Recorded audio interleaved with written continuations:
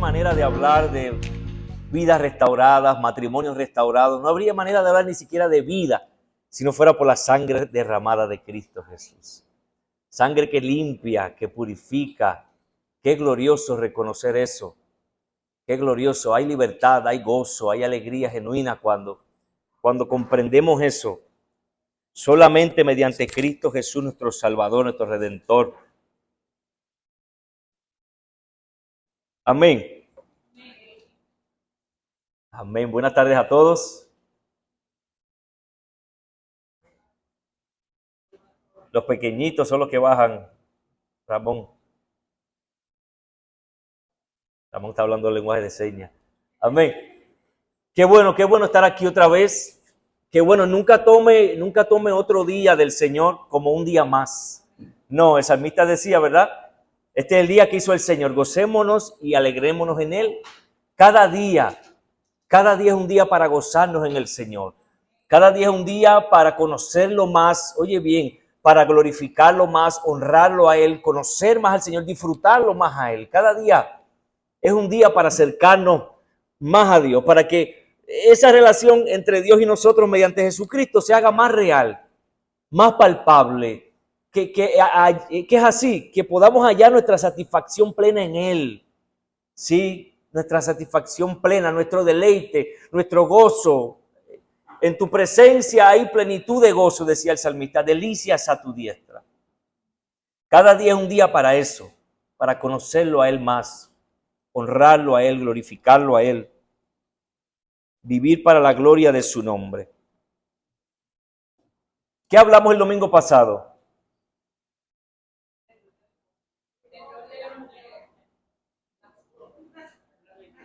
Si ustedes se dan cuenta, después escuchen el audio o el video, en ningún momento yo mencioné la palabra rol y lo hice con toda la intención.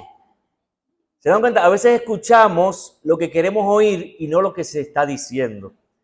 Yo dije, no voy a usar ni un momento la palabra rol porque está tan trillada que ya la gente no tiene un concepto claro. La mujer tiene el rol, por ejemplo, de madre y el rol de esposa. Tiene muchos otros roles, pero no hablamos de rol, hablamos de su deber dentro de su rol como esposa. Yo no mencioné la palabra rol, pero estamos hablando del deber de ella como esposa. Ella tiene un solo deber para con su marido, sujetarse a él. Amén. Un único deber. O sea, ¿qué yo debo hacer como esposa? Dice el Señor, sujétate a tu marido. Amén. O sea, que cuando yo pregunte el domingo que viene, ¿qué hablé este domingo? Hoy vamos a hablar del deber del esposo en el matrimonio. No el rol del hombre, porque el rol del hombre son muchos roles que ocupa un hombre, igual que una mujer. Vamos a hablar del deber dentro del matrimonio. Estamos hablando del matrimonio, el deber del esposo. Y lo mismo, el esposo tiene un deber que Dios le encarga, que Dios le responsabiliza. Y eso es lo que vamos a ver hoy. Amén. Pero yo les invito a que abramos la Biblia, Efesios capítulo 5. Si se dan cuenta, llevamos ya varios domingos en Efesios 5. Comenzamos hace 2 domingos hablando de Efesios 5, del 18 al 21. Ahí hablamos de la fuerza para el matrimonio, que es la llenura del Espíritu. Entonces después seguimos hablando desde el 22, versículo 22 y 23 y el 33 fueron los que hablamos el domingo pasado, que hablan acerca del deber de la esposa en el matrimonio. Hoy vamos a tocar otros versículos más que están ahí adentro, que tratan con el deber del esposo en el matrimonio, pero vamos a leer la porción completa. Capítulo 5, versículos 22 al 33. Vamos a leer esa porción completa, aunque vamos a estar resaltando el deber del esposo solamente. Y mientras vamos leyendo, usted vaya viendo cómo Pablo va desglosando, cómo la Escritura nos va mostrando esto tan glorioso. Y va dándose cuenta cómo se está hablando del esposo y la esposa, pero se está hablando de Cristo y la iglesia. Ahí hay un modelo, hay un modelo que nosotros tenemos que captar. No lo vamos a captar en el domingo pasado y este domingo, no. Tú tienes que seguir acercándote a la palabra de Dios y darte cuenta que tú como esposa, tú como esposo, tienes un deber y el modelo para expresar ese deber es Cristo y la iglesia. O sea, yo como esposa tengo que preguntarme cómo se muestra la iglesia delante de Cristo, cómo se ve, cómo ella trata a Cristo, porque así yo debo tratar a mi marido. Y el esposo debe ver cómo Cristo trata a la iglesia.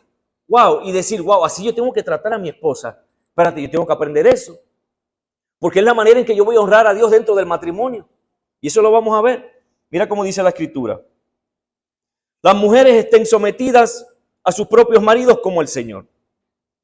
Porque el marido es cabeza de la mujer, así como Cristo es cabeza de la iglesia, siendo él mismo el salvador del cuerpo. Pero así como la iglesia está sujeta a Cristo, también las mujeres deben estarlo a sus maridos en todo. Maridos, amen a sus mujeres, así como Cristo amó a la iglesia y se dio él mismo por ella, para santificarla, habiéndola purificado por el lavamiento del agua con la palabra, a fin de presentársela a sí mismo, una iglesia en toda su gloria, sin que tenga mancha, ni arruga, ni cosa semejante, sino que fuera santa e inmaculada. Así deben también los maridos amar a sus mujeres como a sus propios cuerpos. El que ama a su mujer, a sí mismo se ama, porque nadie aborreció jamás su propio cuerpo, sino que lo sustenta y lo cuida, así como también Cristo a la iglesia, porque somos miembros de su cuerpo. Por esto el hombre dejará a su padre y a su madre y se unirá a su mujer, y los dos serán una sola carne. Grande es este misterio, pero hablo con referencia a Cristo y a la iglesia. En todo caso, cada uno de ustedes ame también a su mujer como a sí mismo, y que la mujer respete a su marido. ¡Qué glorioso! Amén, nos podemos ir. Padre, gracias te damos, Señor, por esta palabra tan gloriosa. Permítenos comprender, permítenos disfrutar, permítenos, Señor, experimentar cada día la llenura de tu espíritu para poder vivir de acuerdo a tu diseño para el matrimonio. Es tan glorioso, Señor. Y nos vemos todo el tiempo luchando en contra de la cultura. Todo el tiempo la cultura quiere remover los principios que tú estableciste para la familia, para el matrimonio. Y nosotros luchamos en contra de eso, porque tú has establecido, tú eres el diseñador perfecto, el creador glorioso que hizo las cosas, Señor. Y nosotros buscamos sujetarnos a tu diseño. Ayúdanos, Señor. Ayúdanos, Señor. Ayúdanos a esforzarnos. Ayúdanos a sujetarnos a tu palabra para poder experimentar, Señor, esto tan glorioso. Un matrimonio que te honra a ti, que te glorifica a ti. Vivir de acuerdo a tus principios. Señor, de acuerdo a cómo tú diseñaste las cosas. Ayúdanos, Señor, porque necesitamos tu ayuda. Necesitamos tu gracia. Y nos damos cuenta que podemos experimentar este llamado que tú haces al matrimonio porque hemos sido redimidos en Cristo Jesús. Porque nos lavaste en Cristo, nos perdonaste, nos llamaste, nos traíste a ti, nos justificaste, nos estás santificando, porque tú estás obrando en nuestras vidas y tu Espíritu Santo está operando en nosotros. Danos luz y entendimiento, Señor, para poder comprender tu palabra y ponerla en práctica, Señor, porque queremos honrarte. Queremos honrarte, Maestro, y estamos aquí para ti. Somos tuyos, Señor. Gracias, Jesús. Amén.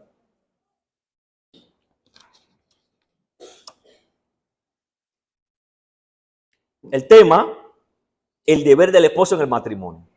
Amén. Un autor dijo lo siguiente acerca del matrimonio. Dios establece una norma de vida por la que pueden vivir juntos en matrimonio. Esposas, sujétese cada una a su esposo como corresponde a quienes pertenecen al Señor. Maridos, ame cada uno a su esposa. Colosenses 3, 18 y 19. Sigue diciendo, con su matrimonio, ustedes están fundando un hogar. Eso necesita una norma de vida. Y esta norma de vida es tan importante que Dios mismo la establece. Porque sin ella, todo estaría dislocado. Pueden poner su hogar en orden como les parezca, excepto por una cosa. La esposa tiene que estar sujeta a su esposo y el esposo tiene que amar a su esposa. Esa es la norma que Dios establece. Tú ordena los floreros y la cama y las almohadas como tú quieras. Pero cuando se va al matrimonio, Dios establece una norma. Esposas, sujétense al liderazgo de su esposo. Esposo, amen a sus esposas. ¿Será sencillo eso? Son dos cositas, una cosa cada uno. ¿Será fácil hacer eso? Los coquitas de Puerto Rico se oyen acá. El deber del esposo en el matrimonio se resume en una palabra: liderazgo. Al igual que el deber de la esposa se resume en una palabra: sumisión. Por eso es que estoy hablando del deber, no los roles, el deber en el matrimonio, como esposo y esposa.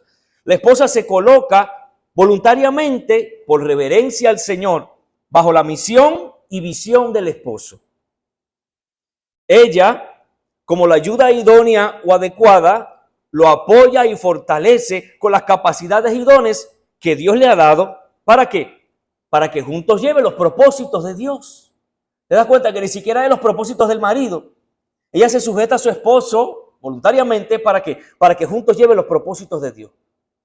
Para que juntos lleven los propósitos de Dios a cabo. El esposo, como el líder establecido por Dios, es quien debe tomar la iniciativa. La esposa entra en lo que el esposo ha comenzado. Mientras yo voy hablando estas cosas, ten en mente que el llamado del esposo es imitar a Cristo. El llamado de la esposa es imitar a la esposa. ¿Ve? Jesucristo es quien toma la iniciativa, Él lleva la delantera. La iglesia sigue. La iglesia sigue a Jesucristo. El esposo toma la delantera como líder, la esposa sigue el liderazgo del esposo. El esposo abre camino, proveyendo dirección entre medio de la maleza. Y la esposa le sigue. Y mientras ella le sigue, ella va embelleciendo el camino trabajado por su esposo. Y recordándole de vez en cuando que se detenga a descansar y a afilar la navaja del machete. ¿Verdad que sí? Las esposas cuando cuidan a su esposo, mi amor, siéntate un ratito, ¿verdad? Descansar. Ellas les recuerdan. A mí se me olvida comer a veces. Y mi esposa me llama, mi amor, ¿vas a comer? Y yo, ay, Dios mío, se me había olvidado. Ve, ella me cuida. Cuando me estoy comiendo, a mí me gusta el azúcar. Me gusta, pero mi esposa me cuida. Me gusta el cinnamon, cuando alguien quiera, me gusta el cinnamon con canela. Me encanta, y ella misma los hace también. Pero ella me dice, cógelo suave, me gustan las donas glaciadas, el azúcar. Pero ella me cuida, me dice, no papá, porque ¿verdad? La diabetes está por ahí. Hay que cuidarte. Entonces ella me cuida. Ella me detiene, no, y me regaña. Sí, ella puede regañarme con todo respeto. Mi amor, no, te estás metiendo mucho azúcar, ¿verdad que sí? Ella tiene, si ella me deja como un loco, ella no, entonces ella no me está amando. Ella tiene que cuidarme, ¿o no? Tiene que estar atenta a mí. ¿Verdad que sí? Amén. Así que, Lori, te le caña al pastor. Deténgase ahí, deje el azúcar. Hay que cuidarlo porque queremos que nos dure, ¿o no? Queremos que el pastor Miguel nos dure hasta que Dios diga, no hasta que la diabetes hable. Sí, aquí que manda es Dios. Que diga lo contrario, lo sacamos de aquí. Si Dios es el que manda aquí. Entonces, la manera en que estos deberes se expresan es amplia, pero también se puede resumir en una palabra. La manera en que se expresan estos deberes.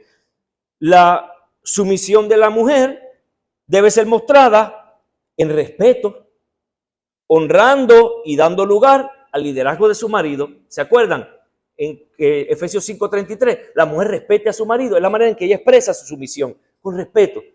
Entonces, el modelo de cómo debe ser ese respeto nos es dado también de la manera en que la iglesia se sujeta a Jesucristo. Entonces, el liderazgo del marido debe ser expresado como en amor y específicamente teniendo como modelo la manera en que Cristo mostró y aún muestra su amor por la iglesia. ¿Qué clase de responsabilidad tenemos los esposos? ¿Qué clase y qué corto nos quedamos? Es como el niño que se pone el uniforme de policía de papá. Es un uniforme que tiene autoridad, pero al niño le queda grande ese uniforme. ¿Verdad que sí? ¿Verdad? Porque cuando el papá se pone el uniforme, representa autoridad. Y el papá sale y la gente dice un policía y la gente pues sabe que hay autoridad, pero el niño se lo pone y tiene un uniforme de autoridad, pero le queda grande.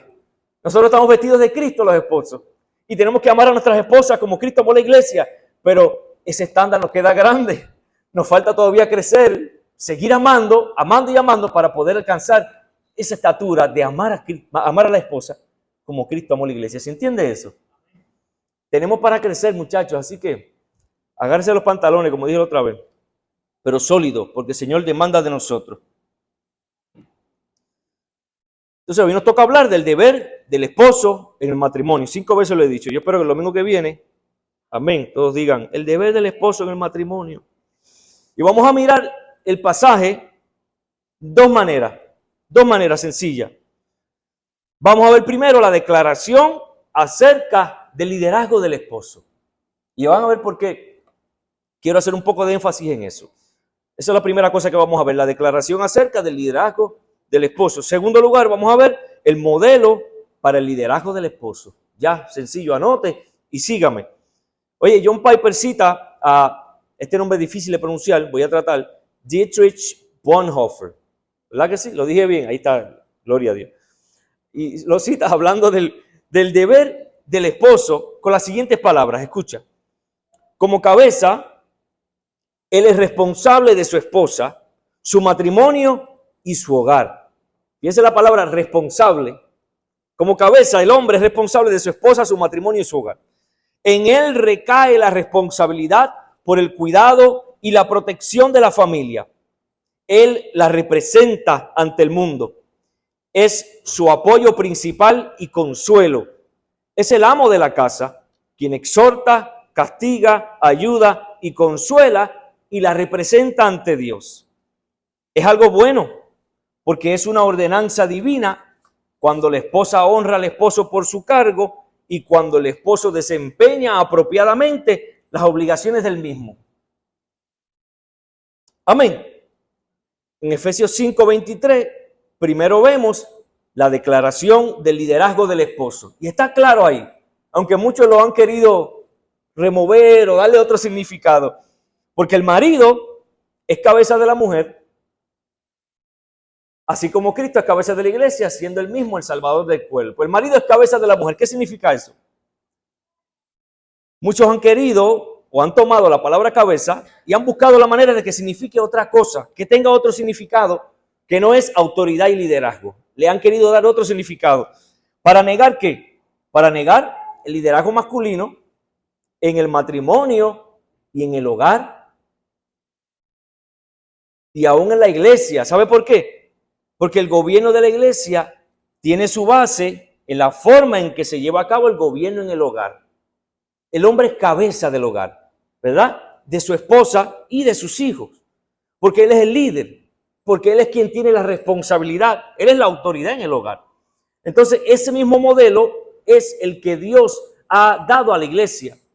Por eso la iglesia, mira cómo dice, cuando vemos los requisitos bíblicos para el pastor, 1 Timoteo 3 y Tito 1, dice que sea marido de una sola mujer, que gobierne bien su casa, porque si un hombre no sabe gobernar su propia casa, ¿cómo podrá cuidar de la iglesia de Dios? ¿Se dan cuenta?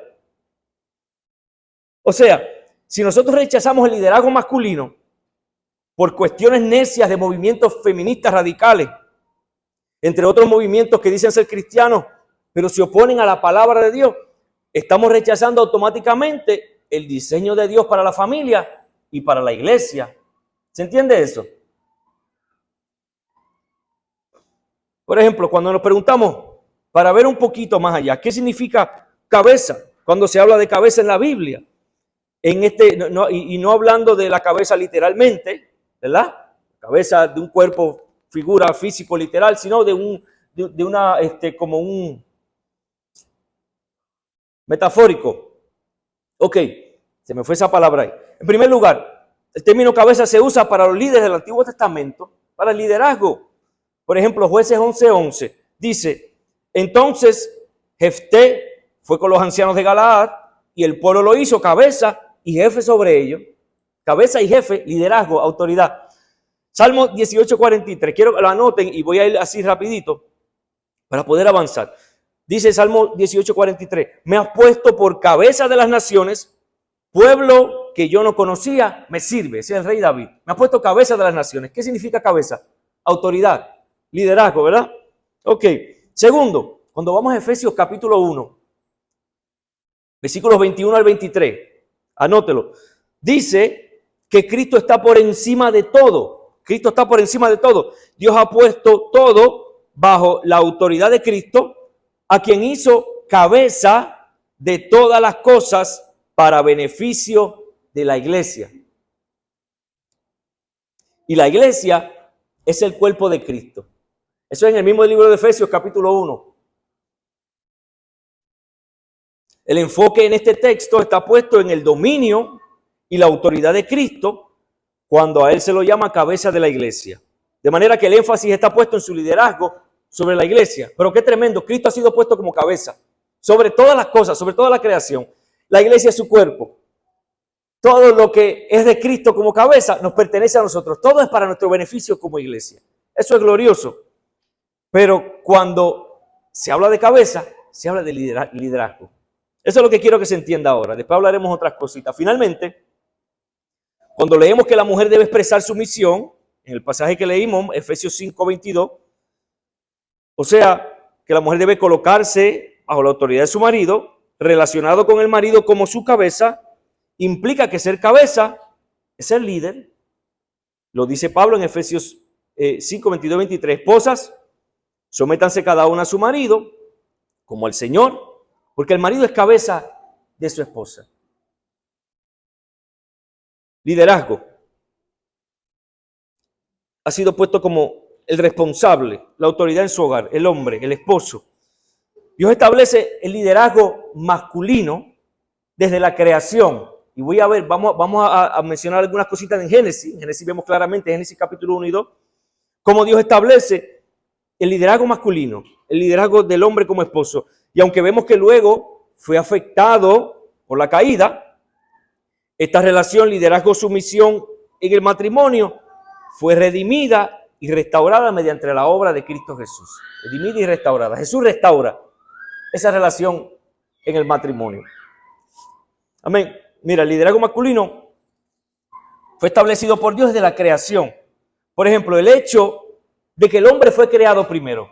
El varón fue creado primero. Y Pablo usa ese argumento en 1 de Timoteo, capítulo 2, versículos 12 y 13. Mira cómo Pablo dice, para establecer el liderazgo y la autoridad del hombre. Pablo está hablando en la reunión de toda la iglesia, él dice, yo no permito que la mujer enseñe ni ejerza autoridad sobre el hombre, sino que permanezca callada o en silencio, sumisa, porque Adán fue creado primero, después Eva. Claro, eso se oye fuerte y mucho más en nuestra cultura, ¿verdad?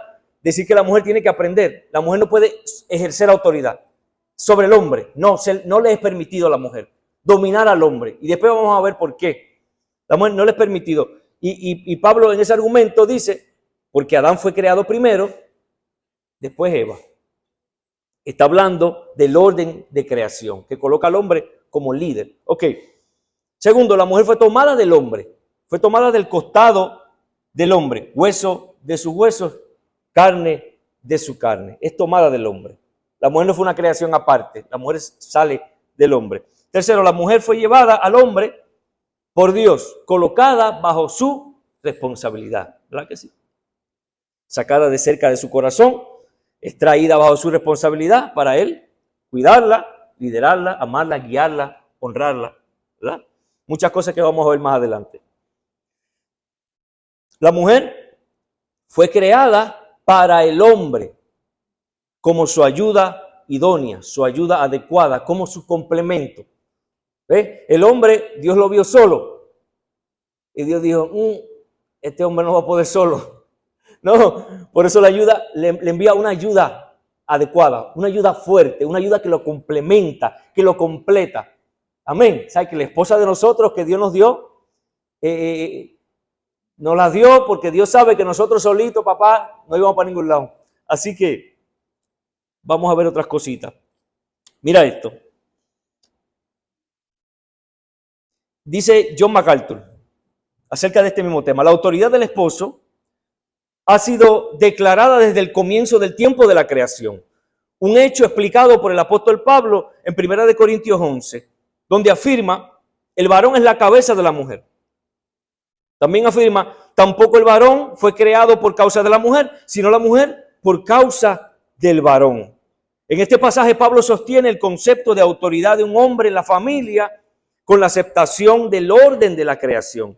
Primero fue creado el hombre y luego la mujer, y del hecho de que la mujer fue creada para ayudar al hombre, según vemos en Génesis 2:18 y 21 al 24. Y luego, la narración de Génesis, leemos que cuando Dios le llevó a la mujer al hombre, el hombre le puso nombre a la mujer, ¿verdad? Dijo, ella será llamada mujer. ¿Por qué? Porque del hombre fue tomada. Y el poner nombre a alguien en la Biblia, ¿qué significa? ¿Es un ejercicio de qué? ¿De autoridad? ¿No? Sí. Poner nombre es un ejercicio de autoridad. El hombre le puso nombre a su mujer. Dijo, esta es mi mujer. ¿Ah? Seguro que sí. El liderazgo masculino fue afectado por la caída. ¿Cómo leemos Génesis 3:16? Ese sí podemos buscarlo. Génesis 3:16. Aunque algunos han argumentado que el liderazgo del hombre inició después de la caída, pero no, fue afectado por la caída. Mire cómo dice, la mujer dijo, en gran manera multiplicaré tu dolor en el parto, con dolor darás a luz hijos. Con todo, tu deseo será para tu marido y él tendrá dominio sobre ti. Esos fueron resultados de la maldición por la caída. Oye, como dice en la Nueva Traducción Viviente, ese mismo pasaje, dice, y desearás controlar a tu marido, pero él gobernará sobre ti. ¿Te das cuenta? ¿Qué hizo el pecado? Invierte. Ahora la mujer lucha, porque la mujer quiere, por su pecado, quiere ponerse por encima de su marido. Ahora mira, la mujer luchará contra el deseo de usurpar la autoridad del hombre. Esta fue la consecuencia del pecado, el intento pecaminoso de revertir el orden de Dios.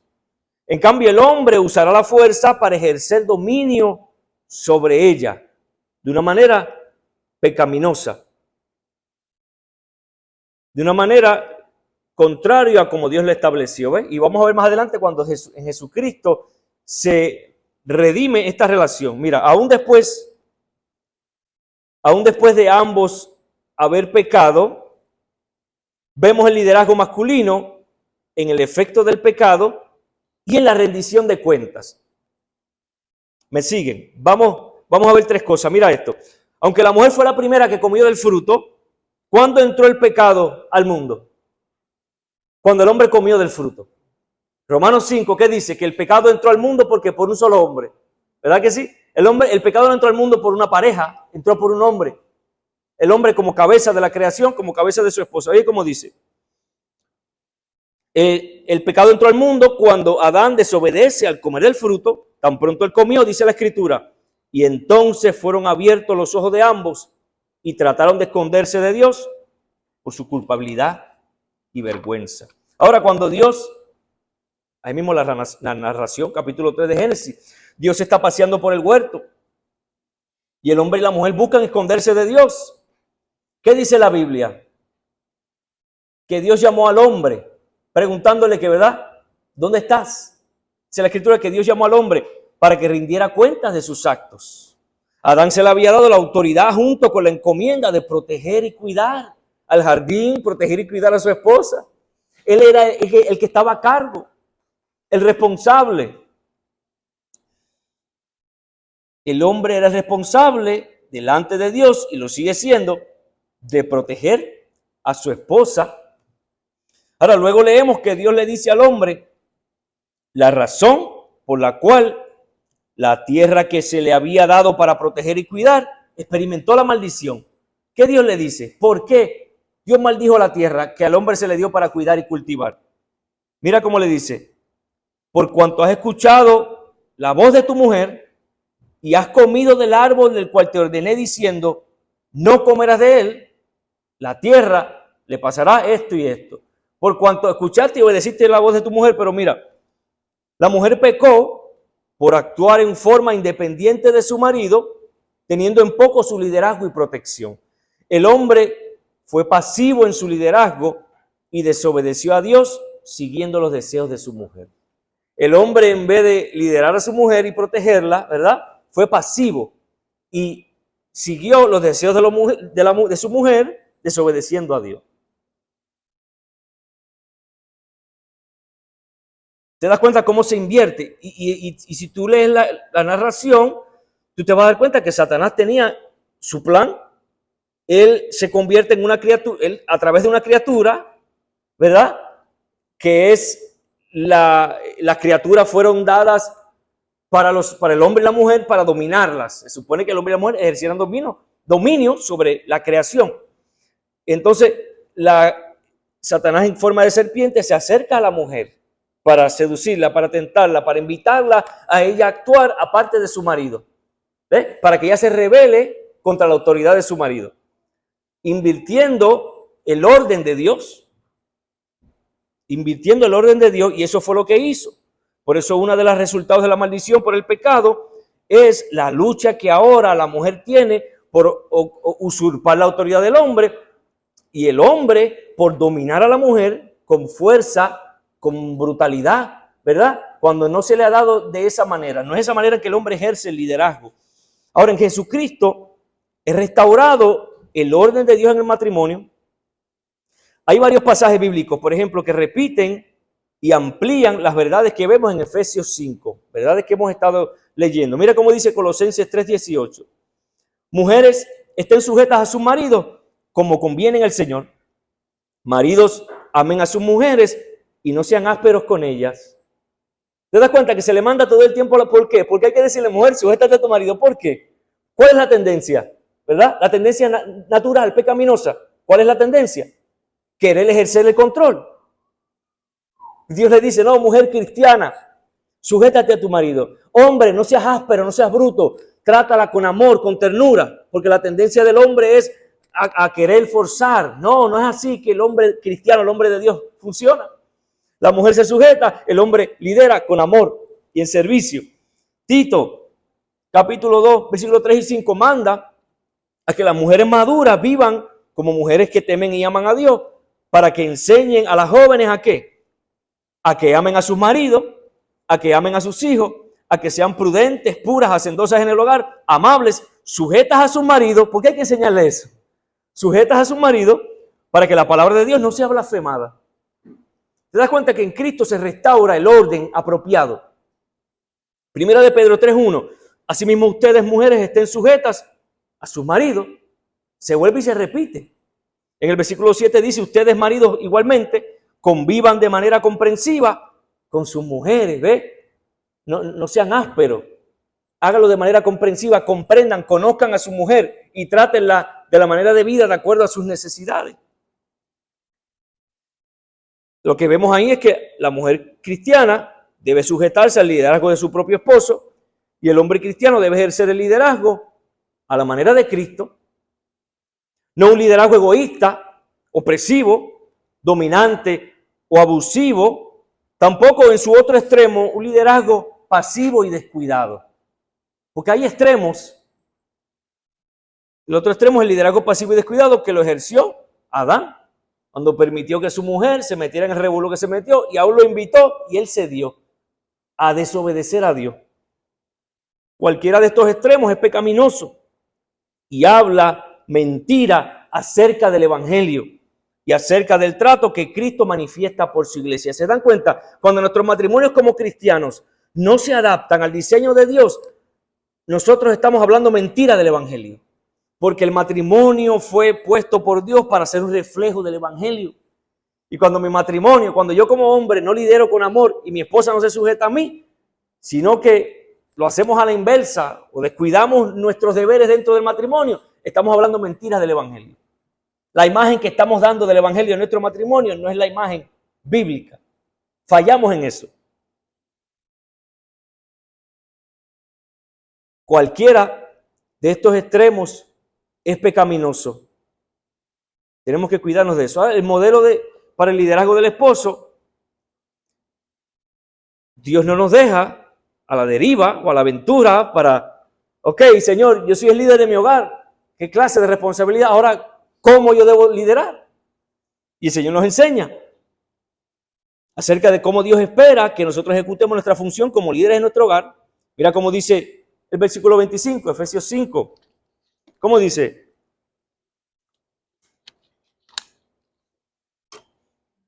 Maridos, amen a sus mujeres, así como Cristo amó la iglesia.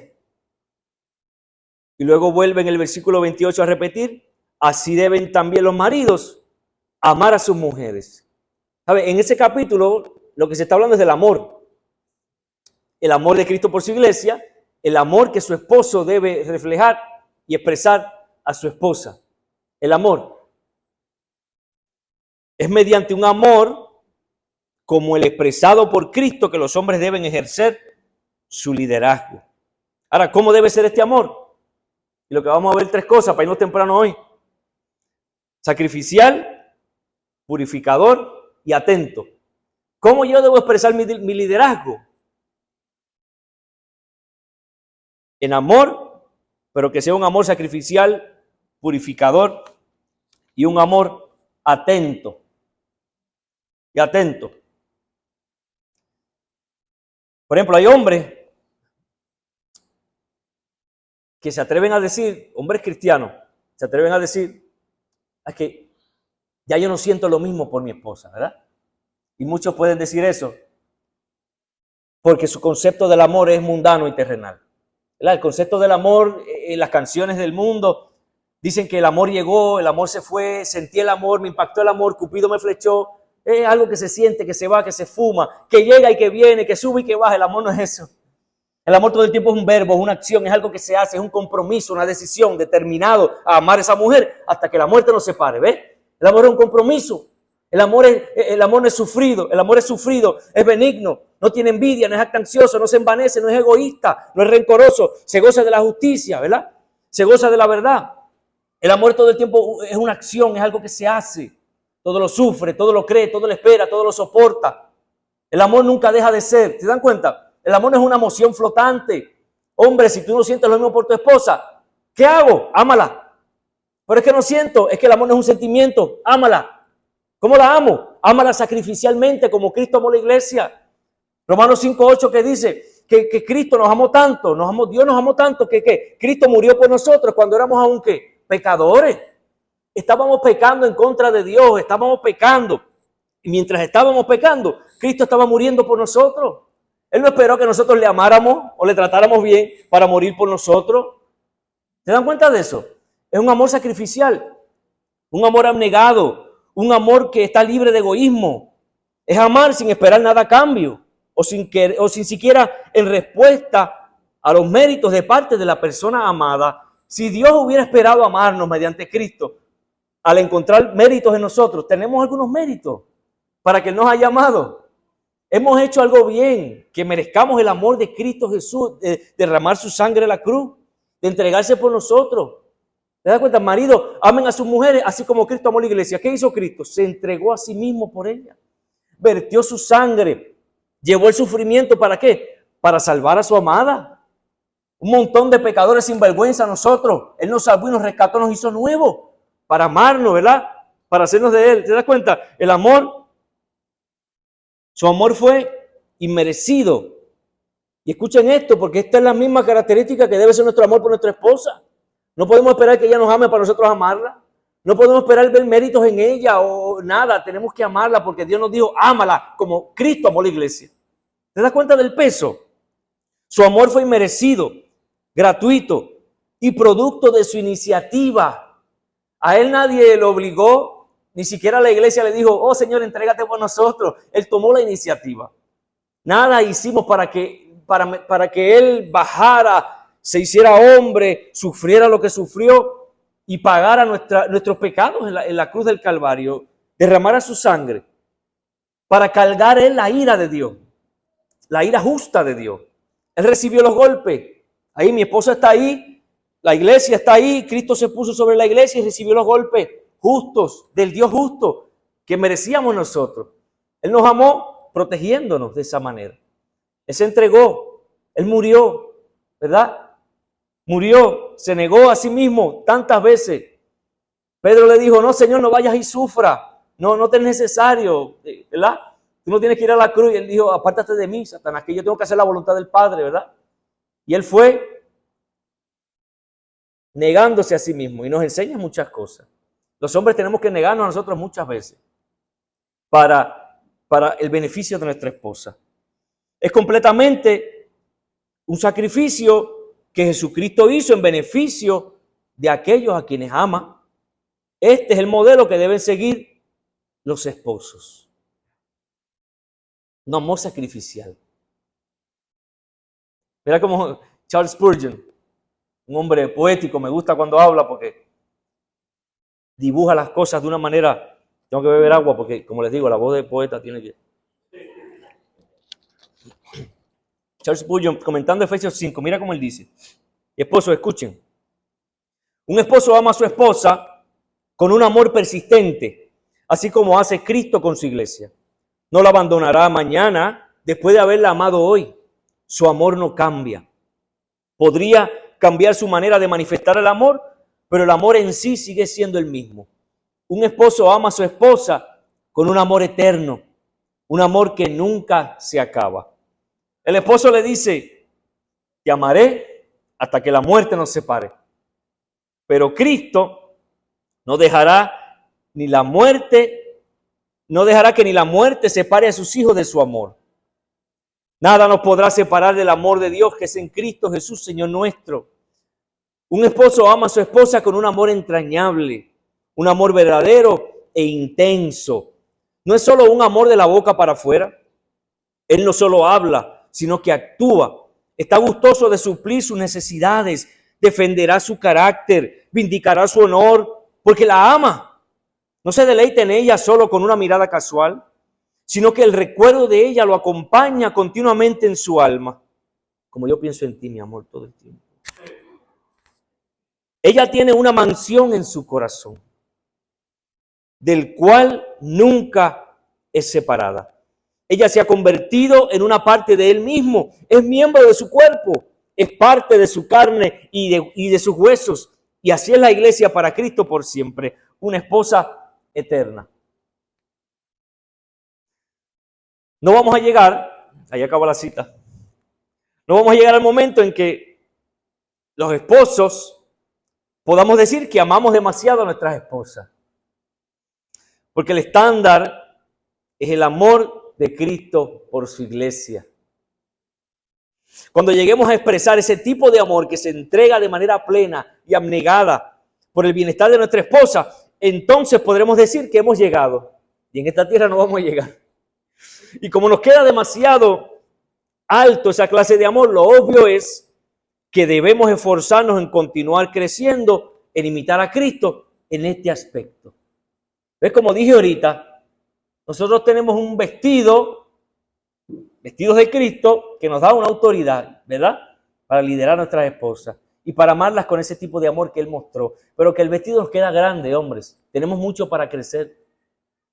Sí, nunca en esta tierra tenemos que esforzarnos, pero no tenemos que esforzar siempre porque nunca vamos a poder decir, ya yo amo a mi esposa demasiado. No vamos a llegar a eso. Y la cosa es que tú debes ver que si Cristo amó a su iglesia, que se entregó a sí mismo por ella, cuando Dios te ve como esposo, Dios espera que tú ames a tu esposa de tal manera que si te tienes que morir por ella,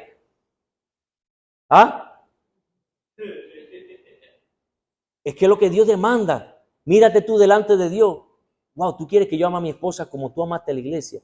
Wow, Señor, qué privilegio que el Señor nos permite usar sus zapatos para expresar el amor, ¿verdad? La Biblia dice que Dios ha derramado su amor en nuestros corazones por medio de ¿quién? Del Espíritu Santo. O sea que Dios nos ha capacitado para hacerlo. Dios nos ha dado la capacidad, nos dio su palabra para purificarnos, limpiarnos, nos dio su Espíritu para capacitarnos, para poder llevar a cabo lo que Él nos manda hacer. Agustín de Hipona decía, mándame lo que quieras, pero dame lo que me mandas. Mándame a hacer lo que tú quieras que yo haga, pero dame la capacidad para hacerlo. No me dejes porque yo en mi fuerza no puedo, ¿verdad? Así que si tú quieres que yo ame a mi esposa como Cristo amó a la iglesia, Señor, te necesito. De rodillas, hombre, porque necesitamos al Señor, porque queremos agradarle a Él, porque Él nos ama. Somos su iglesia, hombre, nosotros somos su iglesia, nosotros somos su novia. Y Él derramó su sangre por nosotros para limpiarnos, lavarnos, rescatarnos, levantarnos, para darnos vida. Y nos sigue amando. Nos sigue amando porque el amor que nos manda a dar no solamente es sacrificial, sino un amor purificador. Un amor que purifica. Mira cómo sigue diciendo el pasaje. Dice que se entregó a sí mismo por ella. ¿Para qué? Para santificarla. Habiéndola purificado, ¿por qué?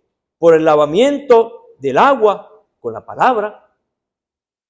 Pablo está hablando de un amor que edifica espiritualmente, que procura el beneficio espiritual, que procura el beneficio. Oye, ¿qué responsabilidad tenemos, hombre? Tú debes amar a tu esposa de tal manera que alientes en ella el deseo de una mayor santidad.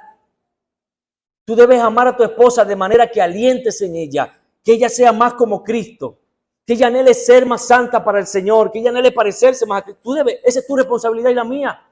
Guiarla espiritualmente, guiarla en los caminos de Dios, enseñarle las cosas de Dios.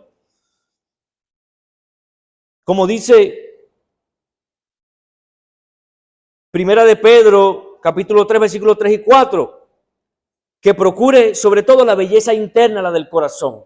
¿Ves? Que el atavío no sea el exterior simplemente, sino el interno, el de un corazón. Oye, como dice, que el adorno de ustedes, a las mujeres le habla, no sea el externo, sino que sea lo que procede de lo íntimo del corazón, con el adorno incorruptible de un espíritu tierno y sereno, lo cual es precioso delante de Dios.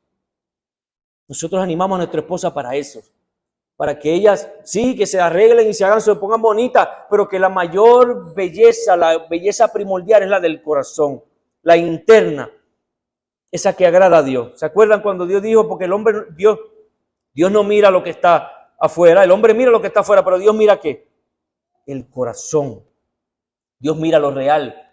Yo puedo aparentar algo, pero lo real está dentro y Dios ve lo real. Y Dios lo que quiere es que nosotros guiemos a nuestras esposas para que ellas crezcan en sus virtudes, crezcan en ser mujeres más apacibles, ser mujeres más amorosas, ser mujeres más parecidas a Cristo en todos los aspectos. Anima a tu esposa a buscar la santidad de la misma manera en que Cristo busca santificar a la iglesia. Que Él lo hizo como a fin de presentársela a sí mismo, una iglesia en toda su gloria, sin que tenga mancha ni arruga ni cosa semejante, sino que fuera santa e inmaculada. O sea, Jesucristo nos limpia como su iglesia, purifica nuestros pecados, nuestras faltas, nuestras deficiencias. Él nos purifica y nos completa y nos plancha, nos pone bonitos como su iglesia para presentarnos gloriosos gloriosas porque somos su novia, delante de Él. Él quiere que su iglesia se muestre gloriosa delante del mundo. Él quiere darse pompa. Esta es mi esposa. ¿Verdad que si miren a mi esposa? Porque Él se dedica a ella, porque Él la santifica, porque Él procura su crecimiento espiritual. Esposos, hacemos lo mismo por nuestras esposas. ¿Verdad? No nos demos pompa porque por su belleza exterior. Estamos procurando que su belleza interior delante de Dios vaya en aumento, en crecimiento, ¿verdad? El mayor deseo de Cristo por la iglesia es presentarla gloriosa y sin mancha o impureza. Efesios 5, 26 nos dice cómo es esa limpieza, cómo Él lleva a cabo esa limpieza. Por Lavamiento del agua con la palabra. O sea que la palabra de Dios tiene un efecto purificador en nuestra vida. ¿Se acuerdan del Salmo 119, versículo 9, lo que dice? En mi corazón, ¿verdad? ¿Es el que dice eso? No, yo me estoy confundiendo. Yo creo que sí, en mi corazón guardado tus dichos para no pecar contra ti. ¿Cómo puede el joven guardar su camino? El que yo dije, el 112. 112. Dios mío, perdónenme, el 11. 119, 11. En mi corazón he atesorado tu palabra para no pecar contra ti. Ahora, el versículo 9 es el que quería. Apunten ahí que el pastor se le olvidó el pasaje. ¿Cómo puede el joven guardar su camino? Puro su camino, guardando tu palabra. O sea que la palabra tiene una acción purificadora en nuestra vida. Es la manera. Nosotros para procurar esposo, para nosotros procurar la purificación de nuestra esposa, su santificación, su corazón limpio delante de Dios, necesitamos acercarle a la palabra de Dios. Se supone que los hombres busquen la palabra con un hambre terrible, con el simple motivo de que sus esposas sean guiadas por él. El simple motivo de guiar a sus esposas en la palabra. O sea, porque es por la palabra. La palabra. Dos cosas, una positiva y una negativa en cuanto a esto. Llévala a la palabra. Busca pasar tiempo con ella. Lean la palabra juntos. Vean predicaciones juntos. Escuchen predicaciones. Lean buenos libros juntos. Busca, hombre, tú debes tomar la iniciativa. Ahí está el detalle, no es tu esposa la que debe decir, mi amor, vamos a estudiar la palabra, vamos a orar juntos. Debe ser tu iniciativa porque tú debes, como Cristo procura la santificación de su iglesia, tú debes procurar la santificación de tu esposa. Tú y yo tenemos esa labor, esa responsabilidad de guiar a nuestras esposas a la palabra, ya sea música que se predique, que cante la palabra, llevarla a la Biblia, a la Escritura, sentarnos juntos a leer. Tú no tienes que ser un teólogo. Sentarte, abre la Biblia y comienza, lean juntos. Hálala, atráela. No solamente a ti, atráela a la palabra. Porque la palabra es la que, por medio de la cual el Señor nos santifica. ¿Verdad? Se dio a sí mismo para purificarnos, ¿por cómo? Por su palabra. Y su palabra por medio de la cual vamos a santificar a nuestras esposas. Vamos a cooperar con Dios en la obra de santificación de nuestras esposas. Ahora, de una manera negativa, no conduzcas a tu esposa al pecado, o sea, no hables o actúes de manera que la lleves a responder de manera pecaminosa. Si tú sabes que en tu esposa hay áreas, ¿verdad? Aspectos de su vida que la hace enojarse o molestarse, pues evita que ella entre en esos ambientes. Sabes que normalmente un esposo debe conocer los días del mes de su esposa y sí, eso hay que conocerlo. Porque normalmente sus emociones van a cambiar, su sistema va a cambiar, sus respuestas van a cambiar. Mi amor, buenos días. ¿Cómo? Ay, estoy cansada. Y hay ciertos síntomas que uno va viendo y ciertas cositas que uno dice, ok. Y uno respeta eso, porque yo la amo. Y tampoco voy a decirle, ¿qué? ¿Estás en tus días, brother? No, porque la vas a sacar de control, la vas a hacer pecar. Porque te va a tirar con un plato, te va a tirar con algo que tenga en la mano. Sí, entonces la estás haciendo. No, hay que cuidarla. Hay que buscar su santificación, sí, acercándolas a la palabra y evitando sacarlas de control o ponerlas en ambientes en los que ella es guiada al pecado. ¿Te das cuenta? Si yo sé que mi esposa está trabajando en un lugar donde está experimentando mucha presión y tentaciones y incomodidades, y yo voy a procurar buscarle a mi esposa un mejor lugar, o yo buscarme 2 trabajos para que mi esposa se quede en casa y ya tenga un part-time o algo así. Hay una manera de buscar cuidar a mi esposa. Sí, yo voy a hacer lo que tenga que hacer. Con tal, Cristo no hizo lo que había que hacer. Cristo hizo más. Poco hacemos nosotros por procurar la santificación de nuestras esposas, la pureza de nuestras esposas. Poco hacemos por amarlas de verdad. Si realmente amas a tu esposa, detestarás todo aquello que la contamine. Harás todo lo posible para proteger y preservar su pureza. El esposo que ama, como Cristo, solo busca presentar a su novia gloriosa y dignificada. Procura honrarla. Este es un elemento fundamental de tu llamado como líder de tu hogar. Procurar la santificación de tu esposa. Ahora, no solamente la amas sacrificialmente, solamente la amas de una manera que busque su purificación, sino que ama a tu esposa con un amor atento. Ya estamos terminando. Y el pasaje sigue diciendo, así deben también los maridos amar a sus mujeres, ¿como qué? Como a sus propios cuerpos. Efesios 5, 28. Así deben también los maridos amar a sus mujeres, como a sus propios cuerpos. Y Pablo la pone fácil. La pone fácil. O sea, ¿qué significa amar a tu esposa como a tu propio cuerpo? Hombre, cuando tú tienes hambre, ¿qué tú haces? Es más, te enojas porque no has podido comer. Te enojas porque no has podido satisfacer algo que tu cuerpo necesita. ¿Te das cuenta? Cuando tienes sed, te desesperas. Tú quieres saciar esa sed. Tú te estás cuidando a ti mismo. Tú te estás amando a ti mismo. Nosotros nos sobreamamos, ¿verdad? Entonces, así deben también los maridos amar a sus mujeres como a sus propios cuerpos. ¿Qué hacemos cuando estamos cansados? Buscamos la oportunidad que sea para tirarnos a descansar, porque nos incomoda estar cansados. Quienes llegan al trabajo y dicen, tengo hambre y sueño, y eso es lo peor, esa combinación es lo peor, hambre y sueño. Y nos incomodamos, el hombre tiende a ponerse de mal humor, ¿verdad? Y nosotros sabemos lo que es cuidarnos a nosotros mismos. Todos nos cuidamos muy bien a nosotros mismos, somos rápidos en atender nuestras propias necesidades. Ahora tu esposa es tu cuerpo. Tú eres la cabeza, ¿verdad? Pero ella es tu cuerpo. Y es algo real. Es algo real como el Señor lo pone para nosotros. Pablo está diciendo que debemos tratar a nuestra esposa con el mismo nivel de cuidado que nos dedicamos a nosotros mismos.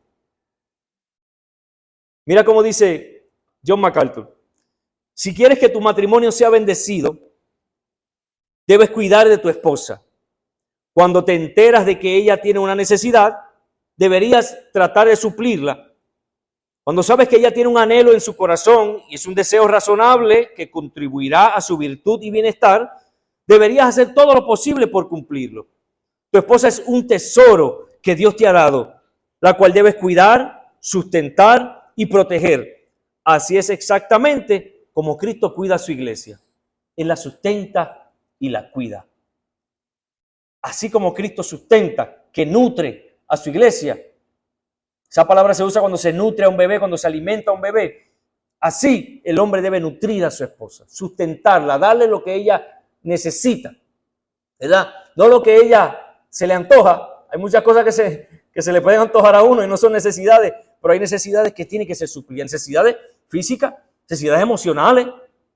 La mujer necesita ser oída, escuchada, y eso es parte del sustento que el hombre provee, ¿verdad?